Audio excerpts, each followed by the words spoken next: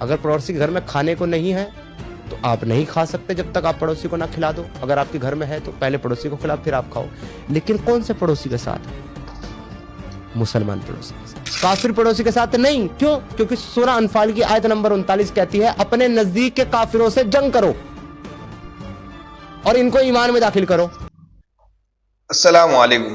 یہ جاہل نامراد شخص بلا وجہ اسلام کے بارے میں ایک ایسی یہ غلط خبر لوگوں کے سامنے لا رہا ہے. حالانکہ ایک بات آپ کو اور معلوم ہونی چاہیے کہ یہ آیت پڑوسیوں کے بارے میں ہے ہی نہیں. حالانکہ اس نے پڑوسیوں کے بارے میں جو معاملہ کہا ہے رسول اللہ صلی اللہ علیہ وسلم نے کیا تاکید فرمائی ہے یہ ہم کسی اور ویڈیو میں آپ کو بتا دیں گے. لیکن سورہ انفال آیت نمبر 39 میں اللہ تعالیٰ نے پڑوسیوں کے بارے میں کیا حکم دیا ہے وہ آپ کے سامنے مختصر کر کے بتا رہے ہیں. اور اس جاہل انسان کی جاہلیت سے ہم پردہ اٹھانے کی کوشش کر رہے ہیں. آپ حضرات کے ساتھ کی ضرورت ہے. اگر ویڈیو پسند آ رہی ہے تو اس میں اپنی رائے کا اظہار ضرور کریں. آیت نمبر 39 میں اس نے کیا کہا؟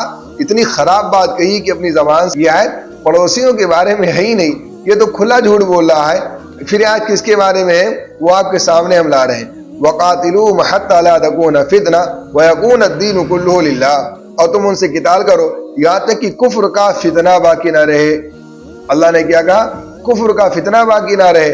اللہ نے یہ نہیں کہا کہ کفر باقی نہ رہے. نہ اللہ نے یہ نہیں کہا کہ کفر باقی نہ رہے ان سے قتال کرو یہاں تک کہ کفر باقی نہ رہے. بلکہ نہ کفر کا فتنہ باقی نہ رہے کا کیا مطلب ہے؟ جیسے چوروں کا فتنہ ہوتا ہے, ڈاکوؤں کا فتنہ ہوتا ہے, ڈاکٹر مریض کو لوٹنے لگے ڈاکٹروں کا فتنہ بڑھ جاتا ہے, وکیل پریشان حال مجرموں کو لوٹنے لگے, بے قصوروں کو جیل میں بند کرنے لگے اور ظالموں کو جیل سے رہا کروانے لگے, وکیلوں کا فتنہ ہو جاتا ہے. پولیس کرپشن بڑھ جاتی ہے, پولیسوں کا فتنہ ہو جاتا ہے. یہ فتنہ جب مسلمان امن و امان میں نہیں تھے تو اپنی امن کی خاطر, سکون کی خاطر, عزت مال کو بچانے کی خاطر ان کفر والوں کے فتنے سے اللہ نے کہا کہ ان سے قتال کرو یہاں تک کہ کفر کا فتنہ باقی نہ رہے. بات سمجھ میں آ گئی ہوگی. اگر اس کے اندر تھوڑا بھی بہت ہوگا تو بات سمجھ میں آ جائے گی کہ اللہ نے یہ نہیں کہا کہ کفر باقی نہ رہے بلکہ اللہ یہ کہہ رہا ہے کہ کفر کا فتنہ باقی نہ رہے. بات سمجھنے کی بہت آسان ہے. وَيَكُونَ الدِّينُ كُلُّهُ لِلَّهِ. اور دین سارا کا سارا تو اللہ ہی کے لیے ہے. فَإِنِ انْتَهَوْا. پھر اگر یہ لوگ اپنے فتنے سے باز آ رہے تو ان کو ان کی حالت میں چھوڑ دیا جائے. فَإِنَّ اللَّهَ بِمَا يَعْمَلُونَ بَصِيرٌ. اللہ تعالیٰ ان کی اعمال کو تو دیکھ ہی رہے ہیں. اسکرین پر آپ کے سامنے آ رہے. اب دیکھیے یہ جاہل شخص اسلام کو بدنام کرنے کے لیے کتنی ناپاک کوشش کر رہا ہے.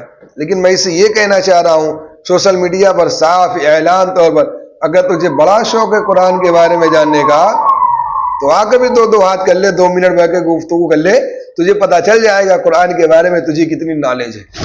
نامراد شخص جاہل انسان تجھے کچھ نہیں آتا.